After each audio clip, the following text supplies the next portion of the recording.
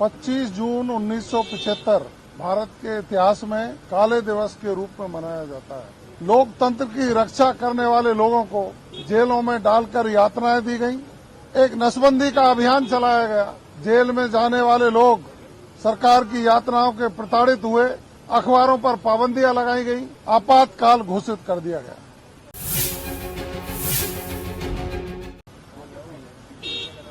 पच्चीस जून 1975 भारत के इतिहास में काले दिवस के रूप में मनाया जाता है। उस समय तत्कालीन सरकार और प्रधानमंत्री स्वर्गीय श्रीमती इंदिरा गांधी के निर्वाचन को इलाहाबाद उच्च न्यायालय द्वारा शून्य घोषित कर दिया था और शून्य घोषित करने के बाद माननीय उच्च न्यायालय के निर्णय के विरोध में एक साजिश रची और उस समय जो जनता के हित की बात उठाने वाले लोगों को, लोकतंत्र की रक्षा करने वाले लोगों को जेलों में डालकर यातनाएं दी गईं। एक नसबंदी का अभियान चलाया गया। जेल में जाने वाले लोग सरकार की यातनाओं के प्रताड़ित हुए। अखबारों पर पाबंदियां लगाई गई। आपातकाल घोषित कर दिया गया।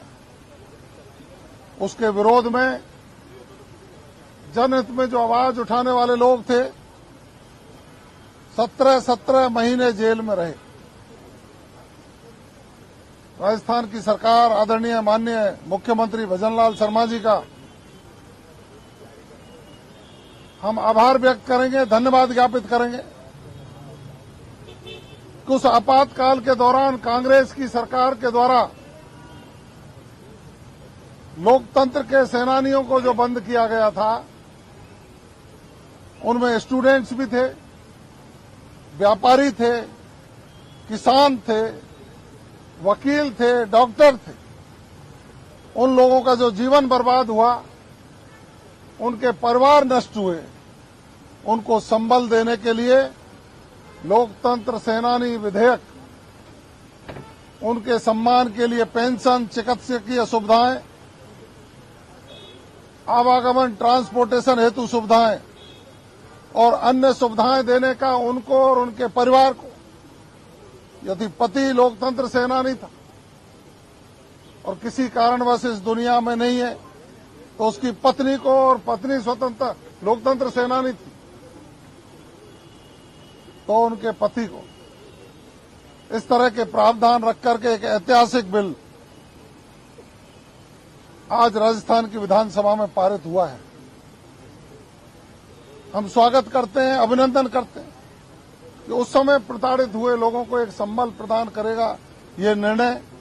इस विधेयक के माध्यम से उन परिवारों को सम्मान में सरकार द्वारा दी गई राशि निश्चित रूप से उनको एक संबल प्रदान करेगी। लेकिन आश्चर्य जब हुआ जब उस समय की कांग्रेस के, आज कांग्रेस आई में रहने वाले लोग, उन्होंने लोकतंत्र सेनानियों का सदन में एक तरह से अपमान करने की कोशिश की। उन्होंने अपराधी कहा। उन्होंने उन लोगों को सम्मान के योग्य मानने से इनकार किया। ये कांग्रेस की फितरत है, उनकी सोच और कांग्रेस की संस्कृति को प्रदर्शित करती है। जिन लोगों ने आमजन की आवाज उठाने के लिए जेल की यातनाएं सहन की हों, उन लोगों को सहायता देना सरकार का कर्तव्य बनता है। और मैं तो पुनः साधुवाद और आभार व्यक्त करूंगा प्रदेश के मुख्यमंत्री जी का कि उन्होंने उनकी सुनी, बात रखी और उनके सम्मान के लिए आज विधेयक लाए। निश्चित रूप से यह विधेयक उनके जीवन स्तर में सुधार के लिए एक मील का पत्थर साबित होगा।